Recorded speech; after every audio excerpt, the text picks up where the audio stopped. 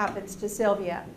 But what trauma does is it narrows the person's perspective. It constricts their ability to choose what they're going to do oftentimes because the trauma has oftentimes eliminated options. So it's now suddenly constricted a person's ability to choose what they're going to do.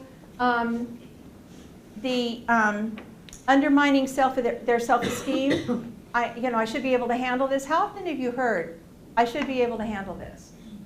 I shouldn't be doing this. I shouldn't be doing that. When I was doing therapy, I used to tell my clients, don't should on yourself. And I really believe that should is a really powerful word that puts us in a box and puts us in a corner. And it's kind of like, it doesn't allow for our choices. It takes away stress, trauma or stress takes away control of creating, and it creates a sense of helplessness and hopelessness. And so what we see is that students really aren't able to look beyond and look and see what the plan is to get themselves out of some of these situations. There's a definite connection between a person's past experience and today's behavior, and that's what this workshop is all about. Understanding that what you see in the student today is connected to something from the past. That's for every one of us, every single one of us. What we do today has some kind of link and connection to our past and what we've been able to do in the past.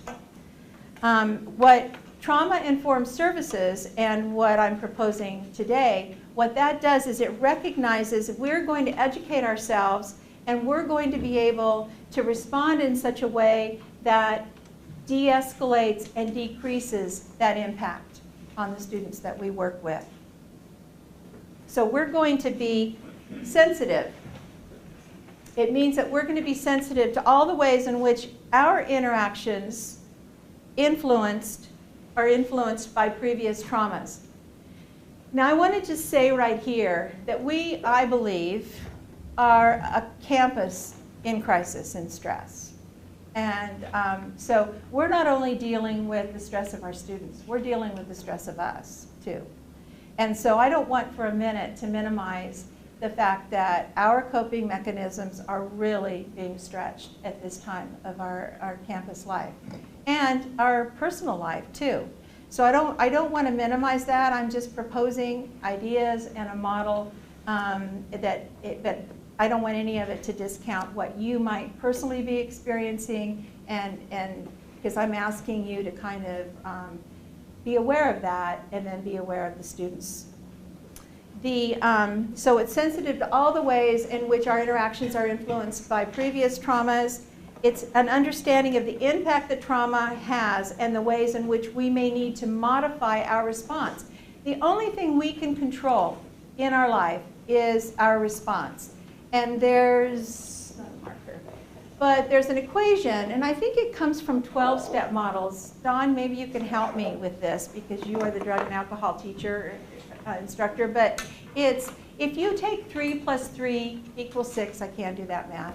3 plus 3 equals 6, with the first 3 being the event. You can't change an event. It just is. And the second 3 being your response. And then it equals the final 6, which is the outcome. So that's the equation that we're going to start with. So you can't change the event, and you can change your response. If you wanted to have a 7,